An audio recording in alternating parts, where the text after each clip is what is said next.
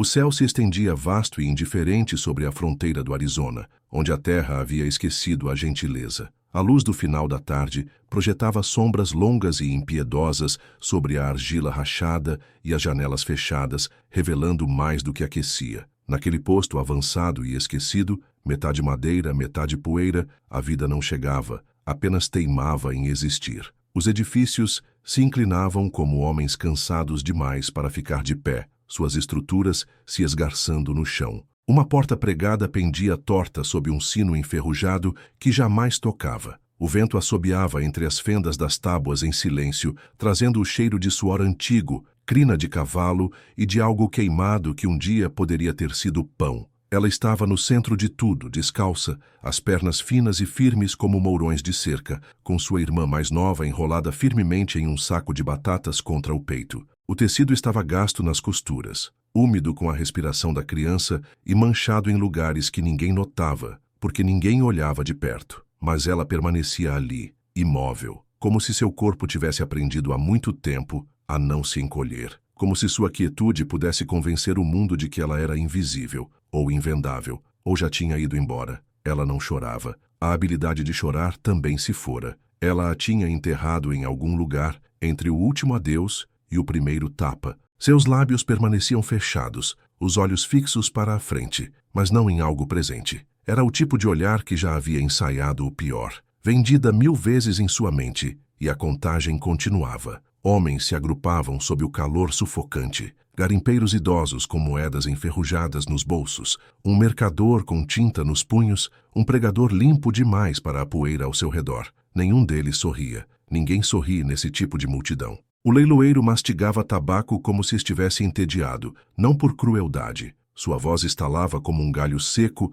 a cada vez que ele anunciava o próximo item, o próximo corpo, o próximo preço. Ele não olhou para a garota quando acenou em sua direção. Ela não era uma garota para ele. Era peso e fardo, e talvez, um par de mãos que não custaria muito para alimentar. E em algum lugar atrás do grupo de homens, silencioso como o anoitecer, um vaqueiro observava. O chapéu estava puxado para baixo. As mãos, soltas ao lado do corpo, não estavam descansando nem se estendendo, apenas paradas. Ele parecia alguém que tinha esquecido como falar com as pessoas e nunca sentiu falta disso. Ninguém o conhecia. Talvez tivesse vindo atrás de sal, talvez de pregos, talvez de algo que nem ele mesmo sabia nomear. Mas ele observava. A respiração do bebê subia e descia contra o peito da garota, leve demais para ser contada, suave demais para ser interrompida. A irmã mais velha piscou uma vez, não por medo, mas por uma memória. Sua mãe havia sussurrado para ela, antes que a doença levasse sua voz.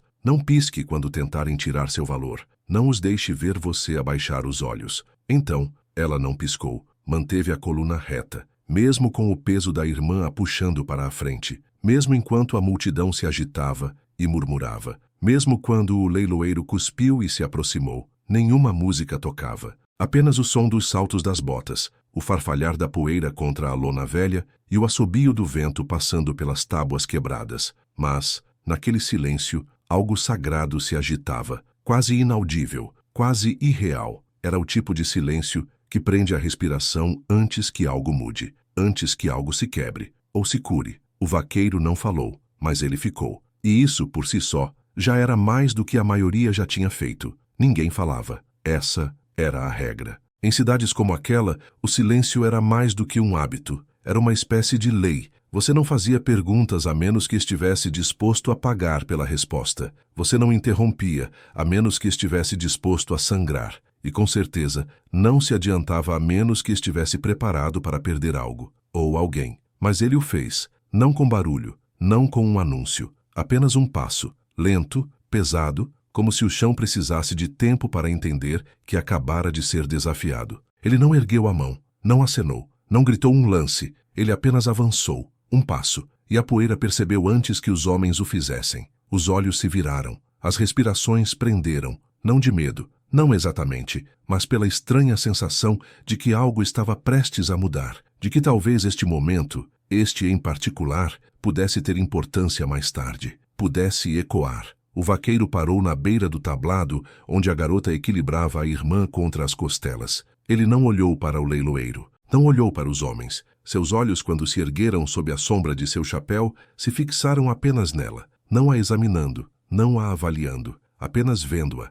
Um sussurro veio da lateral, uma voz, incerta, curiosa, meio zombeteira. Ela é sua? Não era uma pergunta feita para ser respondida. Era uma afirmação disfarçada de dúvida, lançada como uma pedra em um lago parado. Mas ele não respondeu. Apenas inclinou o chapéu para a frente, mal. Não foi um aceno de cabeça. Não exatamente, mas o suficiente para acalmar o ar. Ele estendeu a mão lentamente até o poste onde a corda estava amarrada. A mesma corda que havia segurado mulas, bezerros e agora uma criança que se recusava a se encolher. O nó havia sido apertado, uma vez. Agora se desfez com dedos silenciosos e sem cerimônia. A garota não se moveu, mas seu corpo se inclinou, apenas ligeiramente, na direção das mãos dele. Não para longe. Ele não pegou a mão dela. Não levantou a irmã. Ele apenas laçou a ponta desfiada da corda e a amarrou à sua própria sela. Um gesto sem posse, sem propriedade. Apenas uma nova amarra, uma escolha.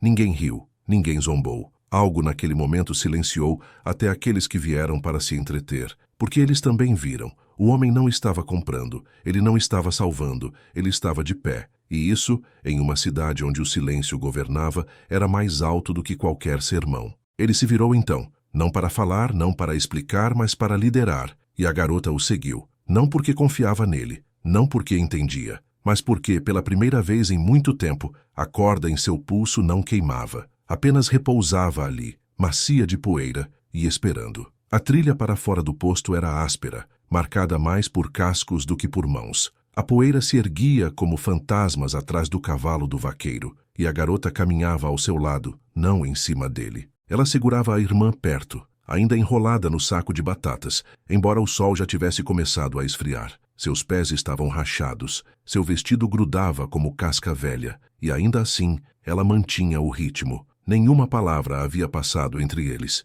nenhum olhar compartilhou mais do que o vento já carregava. No acampamento ele fez uma fogueira com galhos secos de mesquite. A lenha estalava baixo, como algo cauteloso. Ele colocou um prato de estanho perto das chamas e 2 pedaços de pão ao lado. Então se afastou. 10 passos, talvez mais. Sentou-se em uma pedra plana e bebeu de um cantil amassado. Seu silêncio não era frio, era intencional, como se ele soubesse que algumas feridas só respiram quando são deixadas em paz. Ela não tocou no pão imediatamente. A fome tinha regras. Você esperava para ver o custo. Você esperava para aprender a armadilha. Mas quando o bebê se mexeu, ela partiu a crosta com os dedos, amoleceu-a com a própria saliva e alimentou a boca menor primeiro. O bebê adormeceu com um som que não era bem um suspiro, não era bem um sonho. Apenas um ritmo suave, seguro por enquanto. A garota não dormiu, não de verdade. Ela se agachou perto do fogo, com a faca em seu colo, esculpida em osso.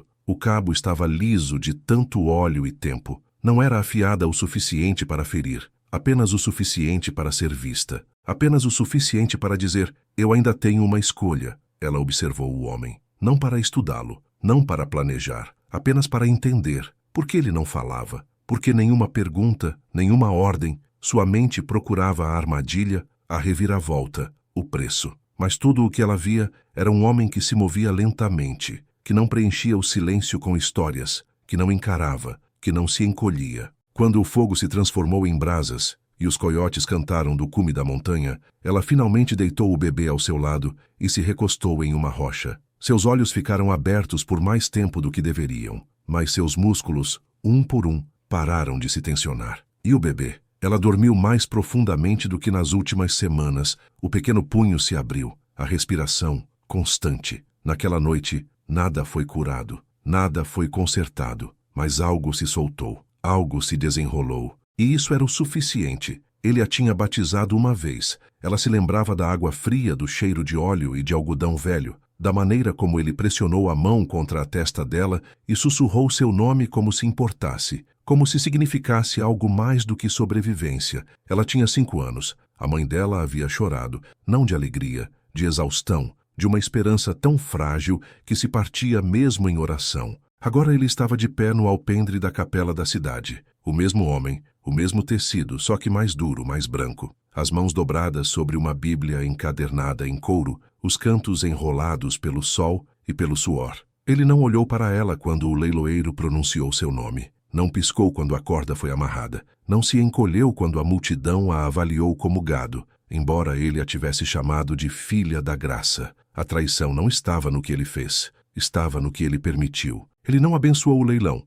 mas também não o condenou. Ficou parado, acenando educadamente quando as moedas mudavam de mãos. Ele ofereceu uma breve bênção em voz baixa, não para ela, mas para os compradores. O tipo de oração que flutua acima da dor real. Distante, decorativa, vazia, ela guardava um pedaço de tecido da igreja. Tinha sido parte de uma cortina, ou talvez de uma cobertura de altar, macio, branco, marcado com cera de velas demais queimadas em vão. A mãe dela o tinha costurado no forro de um vestido, uma vez pensando que era sagrado, pensando que a protegeria. Agora forrava o envoltório do bebê, um lembrete silencioso e surrado do que a fé não conseguiu fazer. À noite, quando o trovão rolava longe no horizonte, ela ouvia a voz dele, não em palavras, mas em ritmo, a maneira como ele costumava cantar hinos durante o culto noturno, a maneira como a voz dele falhava na palavra redimir. Agora ela ouvia essa mesma cadência em cada tempestade, uma liturgia de perda. O vaqueiro não perguntou sobre o pregador,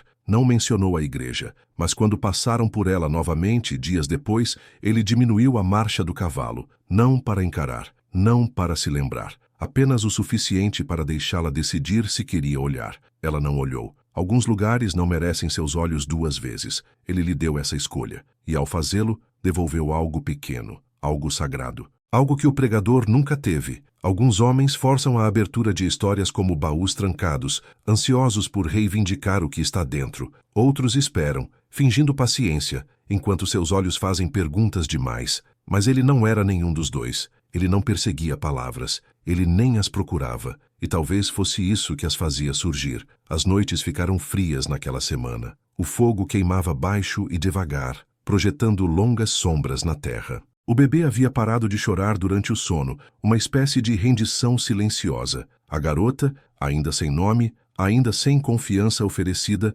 sentou-se perto das chamas com os braços em volta dos joelhos, o olhar preso em algum lugar entre a memória e o horizonte. Naquela noite ela não falou, mas suas mãos se moveram. Na poeira perto do fogo, ela desenhou uma árvore, nua. Os galhos se estendiam como dedos em busca do que havia partido, sem folhas, sem raízes. Apenas a ideia de algo que um dia se ergueu mais alto do que suas feridas. Ele não perguntou o que significava, não elogiou o desenho dela, não disse nada, apenas observou. Depois pegou outro tronco e o colocou gentilmente no fogo. O estalar que se seguiu foi suave, respeitoso, como um aceno entre duas almas que viram coisas que não descreverão. Ela continuou a desenhar, não árvores agora, apenas linhas, marcas, formas que só faziam sentido se você conhecesse os lugares por onde ela tinha passado, os campos que ela caminhou à noite para escapar das mãos, o celeiro onde se escondeu por 3 dias com um bebê febril e um pedaço de pão,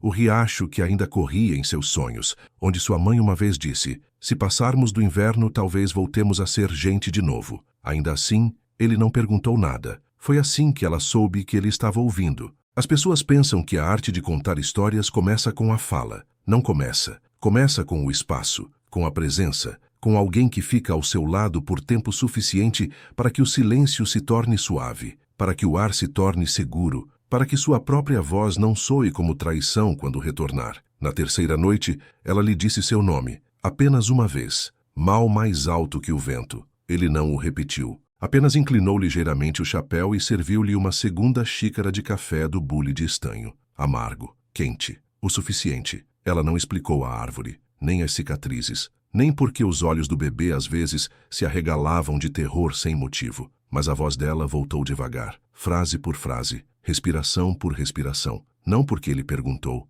mas porque ele não perguntou. Eles acabavam de atravessar um leito de rio seco quando a poeira se ergueu novamente, não pelo vento, mas por cascos, rápidos, intencionais. Um som que não pertencia à distância, mas à decisão. Quando o delegado chegou, ele trazia mais metal do que misericórdia. O distintivo brilhando, as botas polidas, a papelada dobrada e impecável dentro de uma bolsa de couro como se fosse escritura sagrada. Uma pistola baixa no quadril, mas a mão já estava perto dela. O vaqueiro não se moveu. Apenas deixou o cavalo desacelerar, permitiu que a garota ficasse ligeiramente atrás dele, sem que lhe fosse dito. Ele não sacou a arma, não fez pose. Seu silêncio, como sempre, era mais afiado do que qualquer lâmina. A voz do delegado era suave, ensaiada. Há notícias, ele disse com os olhos na garota, de que a criança foi tirada de um parente. Há uma tia lá em Benson. Ela fez uma reclamação, mas o rosto da garota não se encolheu. Não desta vez.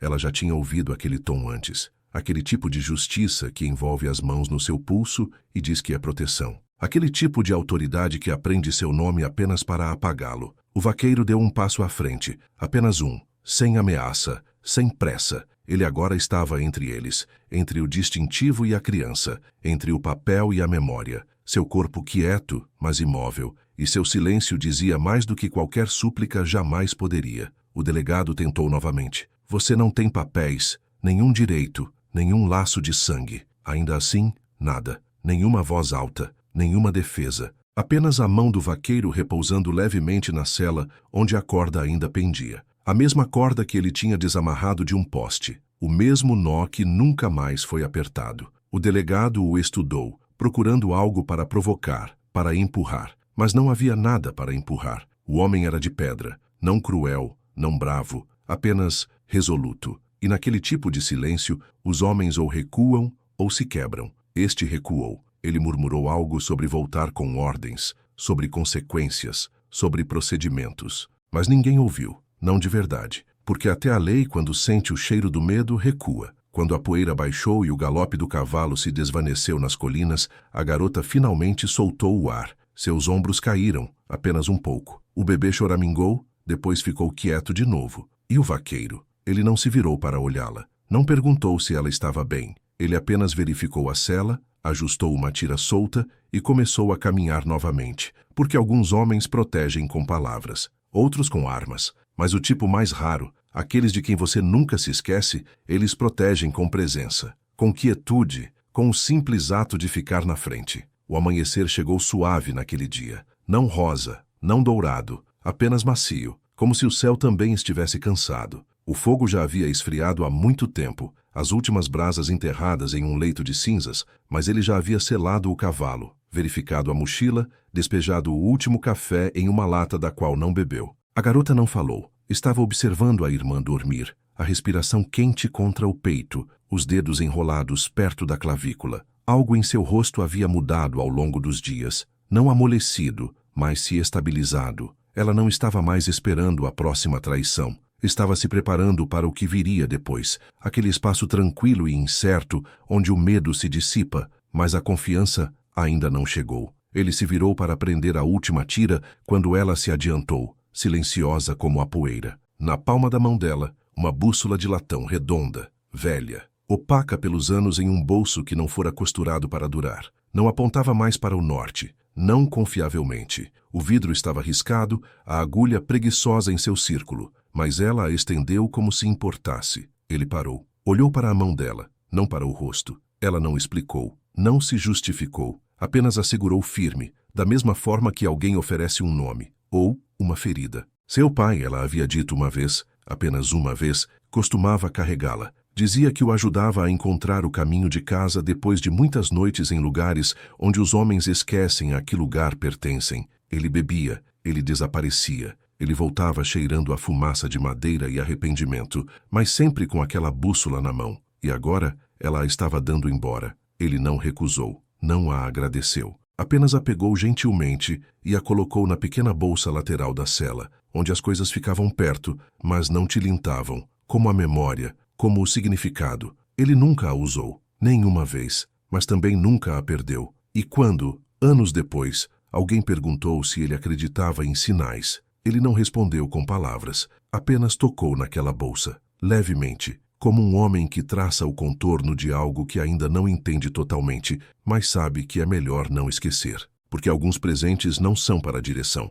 são para a memória. E algumas memórias, uma vez confiadas aos seus cuidados, se tornam sua bússola, mesmo que a agulha nunca se estabilize. Anos se passaram da mesma forma que a poeira se assenta, lentamente, despercebida, até que um dia você percebe que a forma por baixo mudou. O posto avançado, antes torto e caindo aos pedaços, agora estava vazio. Telhados desabados, placas desbotadas no silêncio. A natureza havia começado a reivindicar o que o homem abandonou. Vinhas subiam pelos caibros, ervas daninhas rachavam os degraus, e o vento se movia como se lembrasse de algo sagrado que não conseguia dizer. No alpendre do que um dia foi o armazém, um par de botas estava, pequenas demais para um homem, desgastadas demais para uma criança, deixadas ali não por esquecimento, mas como pontuação, como se dissessem, algo aconteceu aqui, algo que valia a pena deixar um rastro. Ninguém se lembrava de seus nomes, não de verdade. Havia histórias, é claro, ditas em voz baixa por mascates viajantes, murmuradas em cidades fronteiriças, sobre uma garota que caminhava descalça com a irmã presa ao peito. Sobre um homem que não falava, mas fazia os homens abaixarem os olhos. Sobre como ele não deu um lance, não comprou, apenas se adiantou. Alguns diziam que ele era um fantasma. Outros que um dia usou um casaco de soldado, mas o tirou no dia em que viu mais misericórdia no silêncio do que em bandeiras. E a garota? Diziam que ela cresceu perto da curva do rio, criava cabras, nunca se casou, mas cantava para o vento quando pensava que ninguém estava ouvindo. Canções sem palavras, como canções de ninar passadas em respiração em vez de linguagem. E o bebê? Ninguém sabia, mas alguém uma vez encontrou uma escola em um condado distante com uma professora que usava uma bússola no cinto. Dizia que não apontava para lugar útil nenhum, mas ela a mantinha por perto. Dizia que a lembrava que estar perdido não era o mesmo que estar sozinho. E em uma manhã tranquila, anos depois que o posto avançado se esvaziou, uma criança parou por ali. Não era de lá, apenas de passagem. Ele se ajoelhou na poeira do lado de fora dos degraus da igreja e com o dedo começou a desenhar. Uma árvore. Não era grande, não era perfeita, mas esta tinha folhas, pequenas, espalhadas, esticando-se, e enquanto ele desenhava, a brisa aumentou, não selvagem, não alta, apenas o suficiente para levantar a borda de uma cortina esquecida dentro da capela. Manchas de cera, desbotada pelo sol, ainda estava ali. Ninguém falou, ninguém precisava, porque nem todas as famílias nascem. Algumas são construídas na pausa entre a dor e a promessa. E quando essa pausa é honrada, quando é verdadeiramente vista, ela planta raízes. Mesmo em solo que antes se pensava ser estéril, mesmo em cidades que o tempo tentou apagar.